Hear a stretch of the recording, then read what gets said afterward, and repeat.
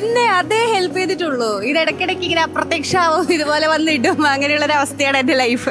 ഉറപ്പായിട്ടും വിവാഹം കഴിഞ്ഞ സമയത്ത് നമ്മൾ അത്യാവശ്യം നല്ല കടത്തിലായിരുന്നു. എനിക്ക് കോവിഡിന്റെ ടൈമിൽ ലോൺ അടയ്ക്കാൻ പറ്റാതെ ഒരു സിറ്റുവേഷൻ ഉണ്ട്. ഞാൻ ആദ്യം എന്റെ കടം തീർക്കാൻ ഒരു 10 ലക്ഷം രൂപ കിട്ടുവാണെങ്കിൽ എഫ് ഡിയിൽ ഇൻവെസ്റ്റ് ചെയ്യോ അല്ലെങ്കിൽ സ്വർണം വാങ്ങിക്കോ? ഇതാണ് നമ്മൾ ഇന്ന് പബ്ലിക്കിനോട് ചോദിക്കാൻ പോകുന്നത്. രണ്ടും മിക്സർ ആയിട്ടായിരിക്കും ചെയ്യാൻ പ്ലാൻ ചെയ്യുന്നത്. ഫിസിക്കൽ ഗോൾഡ് അല്ലാതെ സോവറിൻ ഗോൾഡ് ബോൺസ് എന്തെങ്കിലും 10 ലക്ഷം കിട്ടിയാല് സ്വർണത്തിലായിരിക്കും. കുറച്ച് കടമുണ്ട്, അത് ആദ്യം തീർക്കും. ഇതാണ് ഈ സ്വർണ്ണത്തിലുള്ള നല്ലത്. എഫ് ഡിയിലിടും. ഞാൻ ഗോൾഡിൽ ഇൻവെസ്റ്റ് ചെയ്യും. FD ആകുമ്പോൾ നമുക്ക് ഫിക്സഡ് ആയിട്ടുള്ള റിട്ടേൺസ് കിട്ടുമല്ലോ. സ്വർണ്ണം ആകുമ്പോൾ ഫ്ലക്ച്വേറ്റിംഗ് ആണ്. ഡേ ബൈ ഡേ റേറ്റ്സ് ഇങ്ങനെ കൂടിക്കൊണ്ടിരിക്കുകയാണല്ലോ. അപ്പൊ നിലവിൽ ഇങ്ങനെ കൂടി വരുന്നത് കൊണ്ട് വില കൂടിക്കൊണ്ടിരിക്കുകയാണ്. സ്വർണത്തിന്റെ വില എപ്പോ വേണമെങ്കിലും മാറാം. പലിശയോട് എതിരായിട്ടുള്ള ആളാണ്. അപ്പൊ അതുകൊണ്ട് FD താല്പര്യമില്ല. സ്വർണത്തിന് എന്തായാലും വില ഇനിയും കൂടുമെന്ന് ഞാൻ വിശ്വസിക്കുന്നു. ചേച്ചിനെ ഇപ്പൊ ഏതെങ്കിലും സാഹചര്യത്തിൽ ഇപ്പൊ സ്വർണ്ണ ആഭരണങ്ങളോ അല്ലെങ്കിൽ എന്തെങ്കിലും ഹെൽപ്പ് ചെയ്തു? സ്വർണം ചെയ്തിട്ടുണ്ട്. ലോൺ അടയ്ക്കാൻ പറ്റാതെ ഒരു സിറ്റുവേഷൻ ഉണ്ട്. ഇപ്പോൾ കൊടുക്കുമ്പോൾ റിഗ്രറ്റ് ഉണ്ട്. അത് കാരണം അന്ന് ഞാൻ വെക്കുമ്പോൾ 40,000 രൂപ ഉള്ളൂ പവന്. പിന്നെ പല കാശിന് ആവശ്യം വരുമ്പോൾ പണയം വെച്ചാൽ നമുക്കത് കാശായിട്ട് കിട്ടല്ലേ. ഉറപ്പായിട്ടും വിവാഹം കഴിഞ്ഞ സമയത്ത് നമ്മൾ അത്യാവശ്യം നല്ല കടത്തിലായിരുന്നു. അപ്പോൾ ആ സമയത്ത് ഞങ്ങളെ പിടിച്ചു നിർത്തിയത് ആളുടെ സ്വർണ്ണമാണ്.